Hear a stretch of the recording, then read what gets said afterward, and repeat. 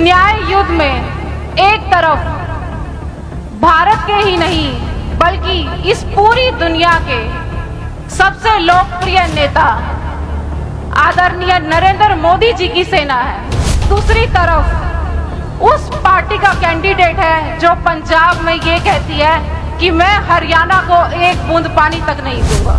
College बनते थे राजीव गांधी के नाम पर या गांधी परिवार के नाम पर, आज बनते हैं भगवान परशुराम के नाम पर।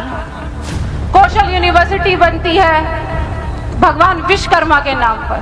प्रधानमंत्री आवास योजना के तहत 4 करोड़ लोगों को पक्के मकान बनवाना हो, 10 करोड़ शौचालय बनवाना हो, 25 एम्स भारत को देना हो या हाईवेज का इतना बड़ा इंफ्रास्ट्रक्चर खड़ा करना हो, ये सब सिर्फ और सिर्फ मोदी जी की देन है।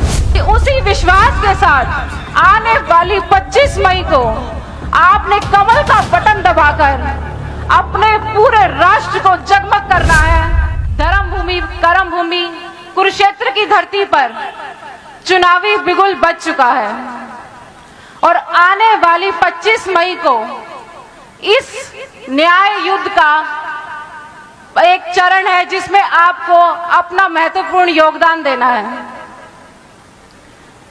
इस न्याय युद्ध में एक तरफ भारत के ही नहीं बल्कि इस पूरी दुनिया के सबसे लोकप्रिय नेता आदरणीय नरेंद्र मोदी जी की सेना है, तो दूसरी तरफ सत्ता के लोभी, स्वार्थी और परिवारवाद में फंसे हुए लोगों की।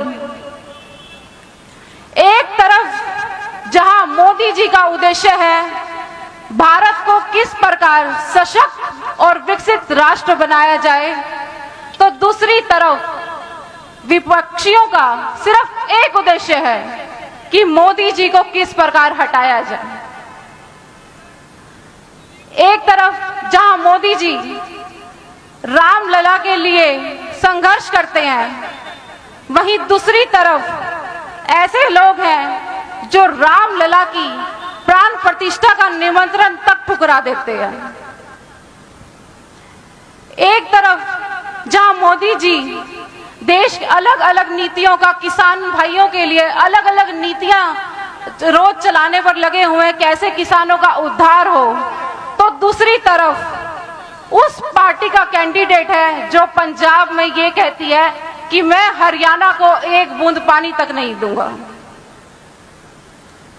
अगर हम एक समय की बात करें, एक समय था जब एयरपोर्ट बनते थे तो गांधी परिवार के नाम पर, और अगर आज एयरपोर्ट बनते हैं तो महर्षि वाल्मीकि के नाम पर, शहीद भगत सिंह के नाम पर, महाराजा अग्रसेन के नाम पर।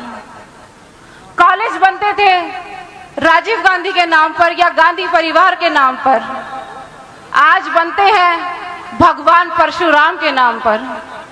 कौशल यूनिवर्सिटी बनती है भगवान विश्वकर्मा के नाम पर। अगर पहले कॉलेज कोई भी कुछ बनता था, कोई भी नई चीज शुरू होती थी तो सिर्फ गांधी परिवार के नाम पर, और आज ऐसे ऐसे महापुरुषों के नाम पर। पहले के समय में मंदिर मस्जिद मस्जिद मंदिर चलता था, और आज एशिया का सबसे बड़ा संत रविदास मंदिर हमारे वाराणसी में बनता है। 500 साल के संघर्ष के बाद आज हमारे रामलला अपने भव्य मंदिर में स्थापित हुए। नरेंद्र मोदी जी का तो सपना ही जन कल्याणकारी नीतियों का है, जन कल्याणकारी नीतियों के माध्यम से लोगों की सेवा करना। चाहे वो प्रधानमंत्री आवास योजना के तहत 4 करोड़ लोगों को पक्के मकान बनवाना हो, 10 करोड़ शौचालय बनवाना हो, 25 एम्स भारत को देना हो या हाईवेज का इतना बड़ा इंफ्रास्ट्रक्चर खड़ा करना हो, ये सब सिर्फ और सिर्फ मोदी जी की देन है। और महिलाओं की अगर बात करूं तो बड़े गर्व होता है मुझे ये कहकर कि मैं उस देश में रहती हूं जिस देश के प्रधानमंत्री परम यशस्वी आदरणीय श्री नरेंद्र मोदी जी हैं, जो महिलाओं के लिए इतना सोचते हैं। न जाने कितनी नीतियां उन्होंने महिलाओं के लिए बनाई है और उससे भी ऊपर लोकसभा और विधानसभा में महिला को आरक्षण देकर तो उन्होंने ये साबित कर दिया कि जितना अधिकार देश चलाने का पुरुषों का है, उतना ही अधिकार महिलाओं को भी देश चलाने का है।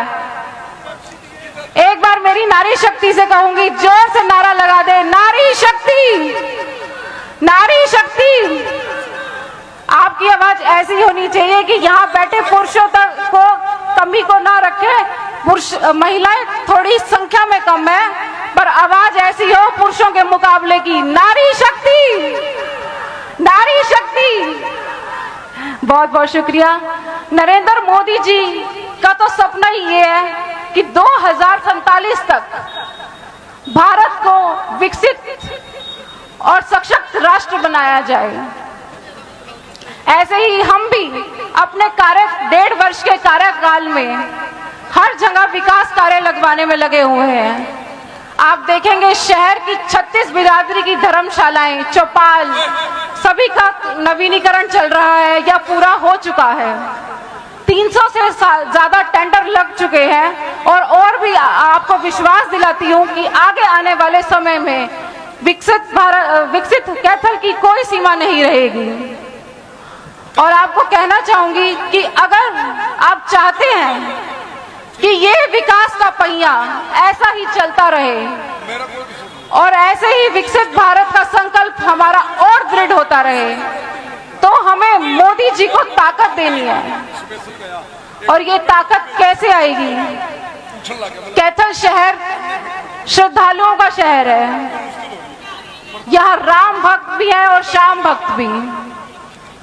जिस श्रद्धा से आप लोगों ने 22 जनवरी को अपने घरों में जिस श्रद्धा से दिए जलाए, जिस विश्वास के साथ अपने घरों को जगमग किया, आप लोगों से विनती करती हूँ कि उसी विश्वास के साथ आने वाली 25 मई को आपने कमल का बटन दबाकर अपने पूरे राष्ट्र को जगमग करना है।